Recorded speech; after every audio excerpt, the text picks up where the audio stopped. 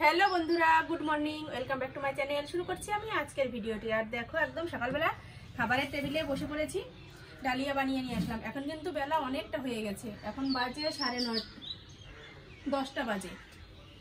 আমি এইদিকে তাকালাম, তারপরে ওখানে আমার দেওয়াল ঘড়ি রয়েছে, এর জন্য ওদিকে তাকিয়ে দেখলাম 10:30 বাজে। তার আগে আমি প্রচুর কাজ করেছি, মানে এমন এমন কাজ করেছি যেটা তোমাদের সাথে শেয়ার করতে পারিনি। মানে প্রচুর নোংরা কাজ করেছি।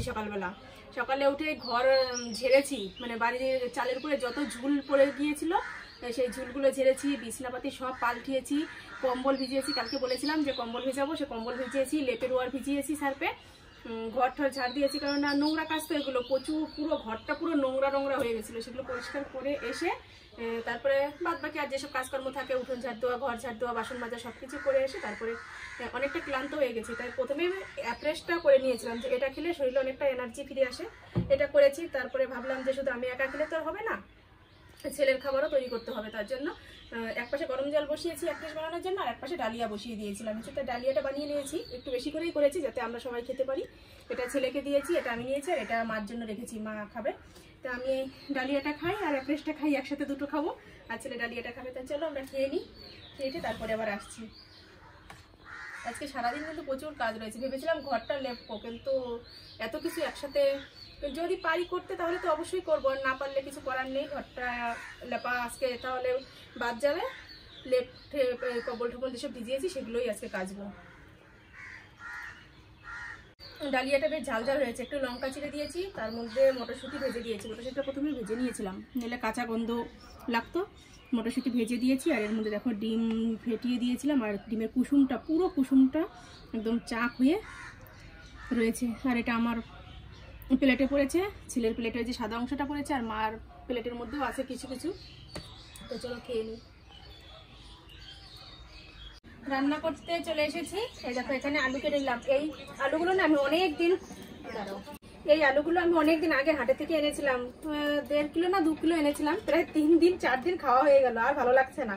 তাই এতগুলো আলু এখনো ছিল, তো ভাবলাম কি আজকে সব পরিষ্কার করে কেটে নিই। তা আলুগুলো কাটলাম, এগুলো এরকমই থাকবে, এগুলো তো আর মাঝখান থেকে কোনো বোট দেওয়ার কোনো দরকার নেই, ছোটো ছোটো আলু। আর এদিকে করছি ডিম সিদ্ধটা হয়ে গেছে, নামিয়ে নিই। এই দেখো 6টা ডিম সিদ্ধ দিয়েছি, ডিমগুলো ছুলবো এখন। এই আলু দিয়ে ডিম দিয়েই রান্না করব আজকে। আর তেমন কিছু করবো না, হয়তো হালকা করে আর একটা কিছু ভাজা টাজা কিছু করতে পারি, সেটা এখনো জানি না। আর এই লঙ্কাগুলো আমাদের গাছের লঙ্কা, আমার ঘরের জানালার নিচে যে একটা লঙ্কা গাছ রয়েছে, তোমরা দেখেছো আগের ভিডিওতে, সেই গাছ থেকে দেখো এতগুলো, এর আগে আমার ছেলে একদিন তুলে এনেছিল, আর আজকে এতগুলো লঙ্কা আমার মা তুলে এনে দিল। লঙ্কাগুলো প্রচন্ড ঝাল। আমি এর মধ্যে থেকে পাকা পাকা লঙ্কাগুলো বেছে বেছে নিয়ে বাটবো, মানে মিক্সারে দেবো, আর কাঁচা লঙ্কাগুলো আলাদা করে রাখবো। এখানে যে পেঁয়াজ রসুন নিয়ে নিয়েছি, এগুলো এখন কাটবো। আর এর মধ্যে মা বললো মটরশুঁটি দিতে, এই যে মটরশুঁটি রয়েছে, এই আলুগুলোর সাথে মটরশুঁটি দিয়ে রান্না করবো। ডিম আলু মটরশুঁটি একসাথে দিয়ে একটা তরকারি হবে। তো চলো আমি এখন ডিমটা ছুলে নিই। এই যে ডিমগুলো ছুলে নিচ্ছি। আমি এর মধ্যে একটু নুন দিয়ে দিয়েছিলাম যাতে ডিমটা ভালোভাবে ছোলা যায়। নুন না দিলে না খোসাটা ঠিকমতো উঠতে চায় না। আর এখন দেখো কত সুন্দর মসৃণভাবে উঠে যাচ্ছে।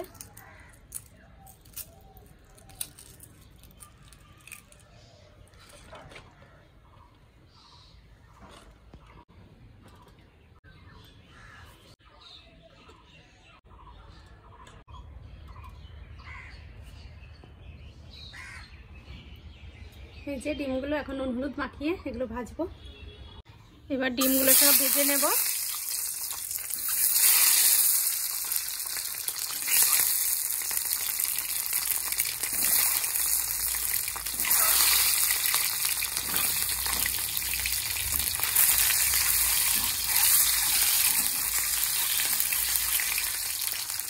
আর এদিকে এই যে মটরশুঁটি ছাড়িয়ে নিচ্ছি। মটরশুঁটিগুলো ছাড়ানো হয়ে গেলে মশলাটা তৈরি করে রান্নাটা শুরু করব।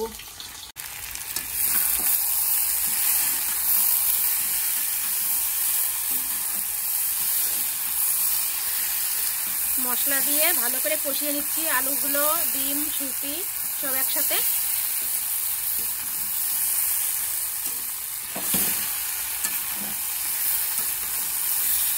কড়াইটা না বারবার নড়ে চলে যায়, বাবা তারপরে টেনে নিয়ে আসি সামনে।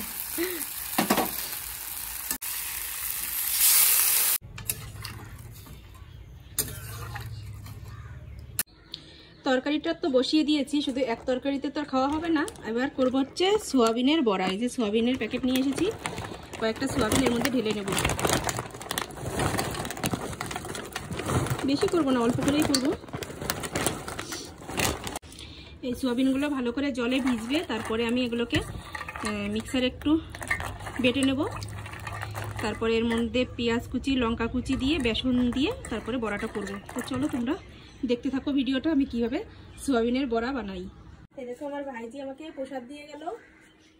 জহরা কালী মন্দিরে পুজো দিতে গিয়েছিল ওরা, তাই আমার ভাইজি এই যে এসেছে। বড় ভাইজি তো চলে গেল প্রসাদ দিয়ে। নাও শোনা একটু খেয়েছি, মুখে দিয়েছি, মুখে মুখে রয়েছে, তা আমি একটু খাই।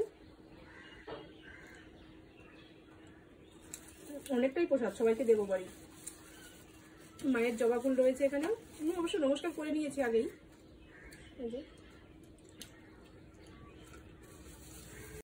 আমার ছেলেকে একটু দেই, আর হচ্ছে ওই ঘরে দিয়ে আসবো মায়ের কাছে। দেবো একটু।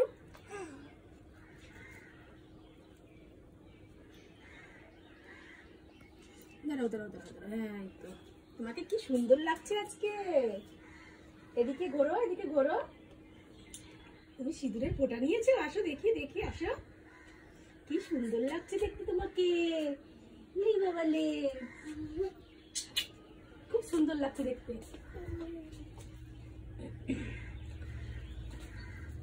আর দেখো আমার বিছানাপাতির কি অবস্থা, বিছানার চাদর টাদর সবকিছু তুলেছি, কেননা ঘর ছেড়েছি তো সবকিছু নোংরা হয়ে গেছিল। তারপর যে লেপের কভারটা খুলেছি, বিছানার চাদরটা আবার পাতবো এখন, রান্না টান্না করে নি তারপর। না গো, এই যে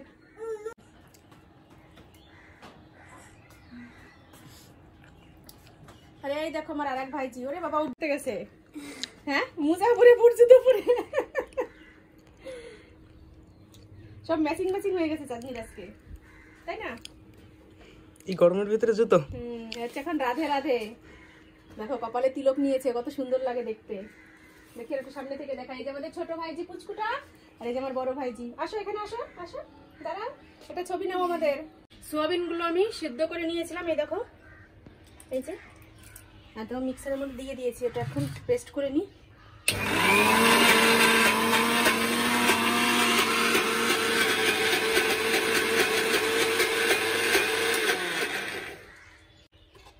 এই দেখো, এই যে এরকম হয়েছে।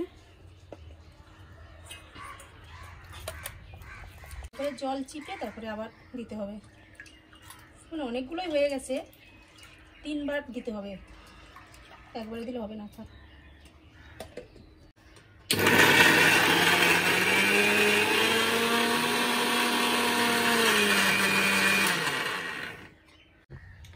এই যে সোয়াবিনগুলো তো পেস্ট করে নিয়ে এসেছি, আর পেঁয়াজ লঙ্কা কুচিয়ে রেখেছি, এগুলোই এখন দিয়ে দেবো।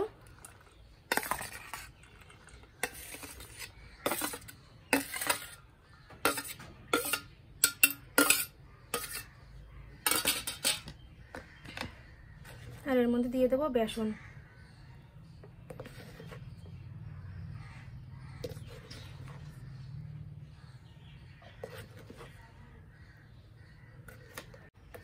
এবার পরিমাণ মতো নুন দেব, আর দেবো একটু হলুদ। এবার ভালো করে এগুলোকে মিক্সড করে নেব।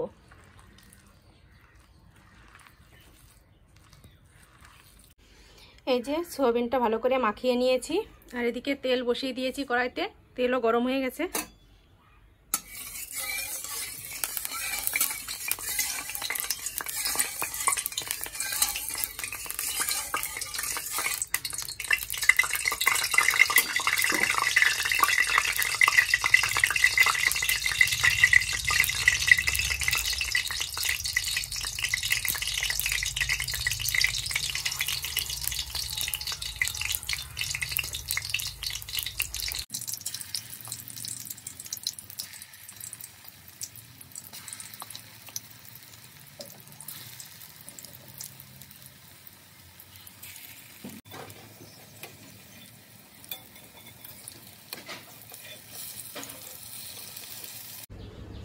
চলো রান্নাটা তোমাদের দেখিয়ে দিই।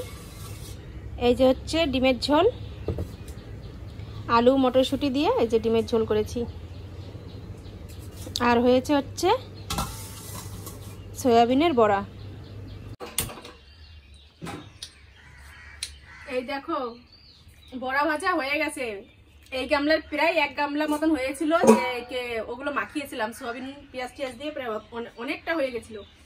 সেই ভাজা শুরুর থেকে খাচ্ছি, খেতে খেতে খেতে খেতে এখন এই কটা আছে। তাই বললাম ছেলেকে যে আমার কাছ থেকে সরা, এখান থেকে না সরিয়ে রাখলে এই কটাও থাকবে না, তোমাদের আর শেষ পর্যন্ত দেখাতে পারবো না। এই যে আবার আরেকটা নিয়ে নিলাম, ভীষণ ভালো লাগছে খেতে, খুব টেস্টি হয়েছে।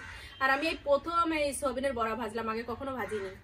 আমার ছেলে বলছে কি মা তুমি এই এটা কোথা থেকে শিখেছো? মুখে কোথা থেকে না, হঠাৎ করে মনে হলো যে সয়াবিন দিয়ে বড়া ভেজে খাবো, তাই ভাজলাম। আর ওই কটা আছে, ওই কটা খাওয়ার আগ পর্যন্ত থাকলেও পারে, নাও থাকতে পারে, জানি না সঠিক। তো খেয়ে নি। কেমন খাস্তা দেখেছো, মসমস মসমস করছে। আর ভিতরটা না একদম মনে হচ্ছে কি যেন মাছের ডিমের বড়া, কিংবা যে মাছের যেই বড়াগুলো তৈরি করা হয়, চপগুলো তৈরি করা হয়, সেরকম লাগছে ভিতরটা। সোয়াবিন তো পুরো একদম ফুরফুরে ফুরফুরে সফট সফট হয়ে গেছে।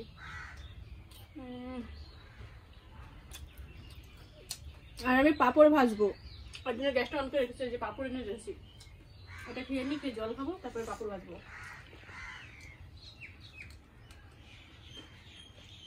দারুণ টেস্ট, তোমরাও এরকম করে বানিয়ে খাবে, দেখবে ভীষণ ভালো লাগে। একটু কড়া করে ঝাল দিতে হবে, একটু গরম মশলার গুঁড়ো, একটু জিরের গুঁড়ো দিতে হবে, বেশ ভালো লাগে।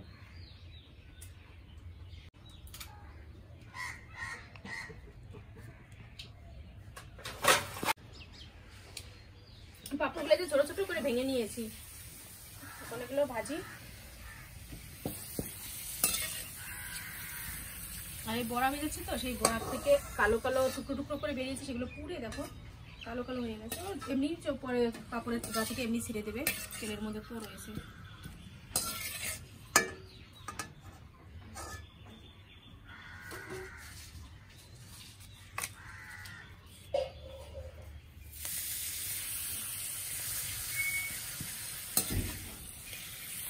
আর একটু তেল দিতে হবে, এই তেলটুকু ভাজা তেল তো, তাই এটুকু আগে শেষ হয়ে নিই, তারপরে আবার নতুন করে তেল দিচ্ছি।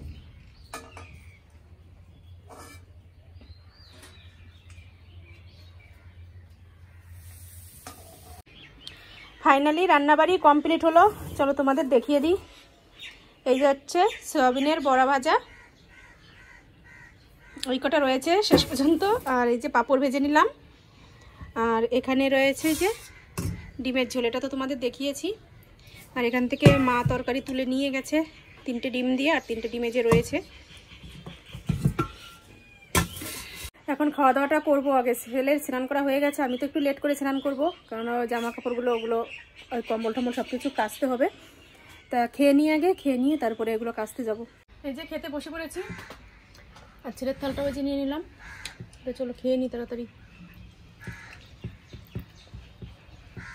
বেলা এখন 1টার বেশি বাজে, আর এর জন্যই খেয়ে নিচ্ছি, নইলে জামা কাপড় কেচেই তারপরে খেতাম, কারণ দেরি হয়ে যাবে, অনেকটা খিদে পেয়ে যাবে।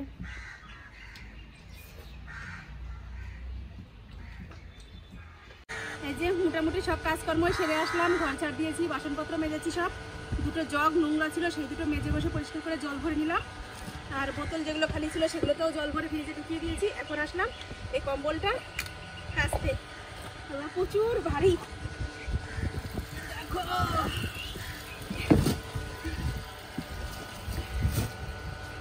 এটা তো হাতে কাছে সম্ভব না, এটা পা দিয়ে পাড়িয়ে পাড়িয়ে কাচতে হবে। সেই জন্য মোটরটা চালিয়ে নিয়েছি, এটাকে পাড়াবো আর কাচবো। উঠে পড়েছি এরপরে।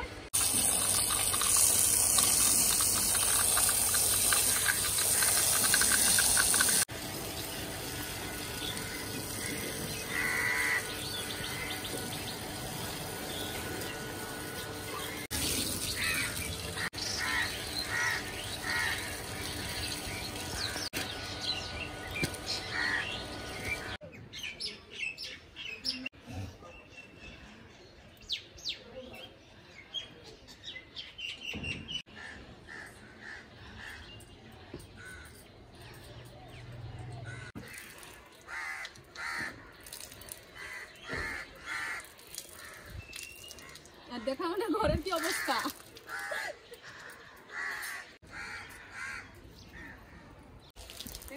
কম্বলটা এই তারে দিয়েছিলাম প্রথমে, কিন্তু এই কম্বলের ভার সহ্য করতে না পেরে ঘরের আড়াই ছুটে গেছে ওখান থেকে।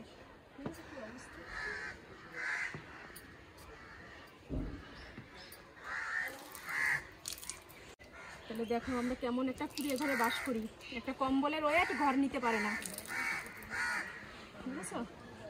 এখনো তো কত বড় বড় বিপদের দিন রয়েছে, বড় বড় ঝড় আসবে সামনে, কাল বৈশাখী ঝড়, তারপর চৈত্র মাসের জ্যৈষ্ঠ মাসের কত ঝড় রয়েছে এখনো। সেই ঝড়ে কি আমরা বাঁচবো কিনা জানি না। এটা কম্বলের ওয়েট সহ্য করতে পারে না, ঝড়ে তো কত বড় ঝাপটা আসবে আরো। চলো একটু এরকম করে একটু পরপরই জল চিপে দিতে হবে, তাহলে হালকা হয়ে যাবে তাড়াতাড়ি।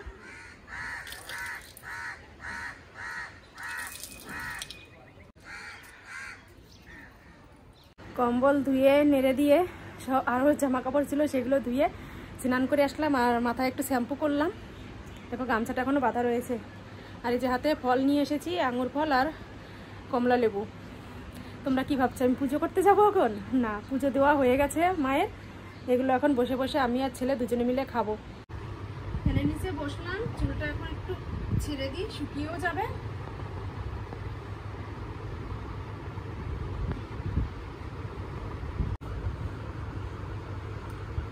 আর এই যে আঙুর ফলগুলো ছাড়াবো।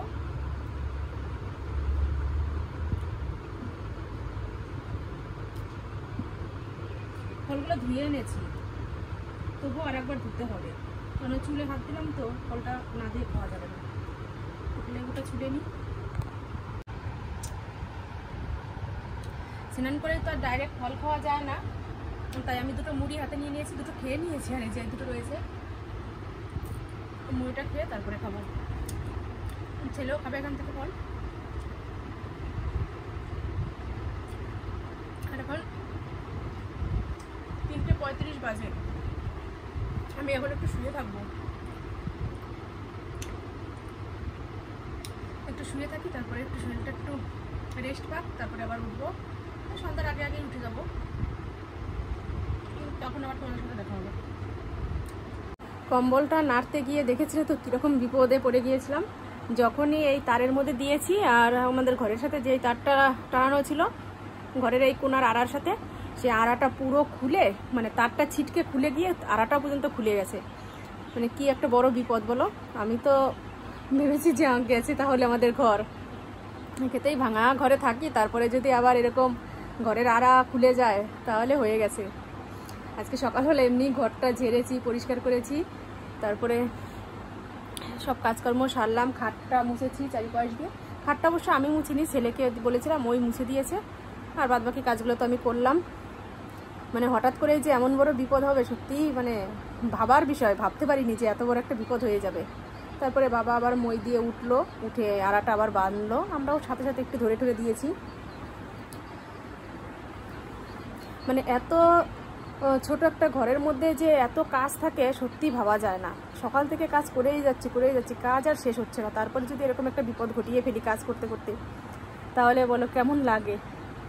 তো চলো এখন মোটামুটি ঠিক হয়েছে। বাবা বললো যে মিস্ত্রি এর পরে যেদিন নেবে, মানে আমাদের সামনে একটা বারান্দা করার ইচ্ছা আছে, সেই বারান্দাটা করার দিন যে মিস্ত্রি আসবে সেই মিস্ত্রি দিয়ে এই জায়গাটা যেন ঠিক করিয়ে নেই, সেটাই বললো। দেখা যাক কবে মিস্ত্রি আসে। তো চলো এখন এই ফলগুলো খাই, খেয়ে আমি একটু শুই, তারপরে আবার দেখা হচ্ছে। এই যে রেডি হয়ে নিচ্ছি, দেখো আজকের এই লুকটা। এর আগে কখনো তোমরা আমাকে এভাবে দেখোনি সাজতে, আর দেখো কত বড় চুল বানিয়েছি, এই দেখো, দেখেছো?